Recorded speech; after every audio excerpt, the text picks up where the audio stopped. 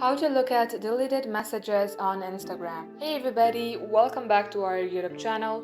In today's video, you will learn how you can fetch for the deleted messages in your Instagram account. So without any further delay, let us jump right into the process. Start by opening up your Instagram app and get logged into your Instagram account. Tap onto your profile on your bottom right, then tap on three bar icon on your top page.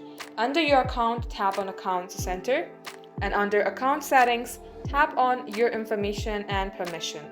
Here you will see Download Your Information at the second option. Tap Open it. Then tap on Download or Transfer Information. Then tap on Some of Your Information and select Messages.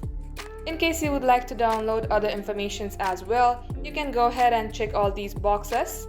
If not, simply tap on to Next and tap on Download to Device or Transfer to Destination. Then tap on to Next.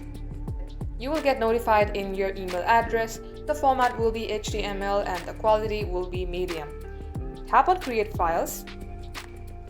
And now, just like so, all you have to do is wait for the email and then you will be able to see all your deleted messages. That wraps up today's tutorial. Thank you for watching the video till the very end. In case it had helped you in any ways, then do like and subscribe. We will get back to you soon.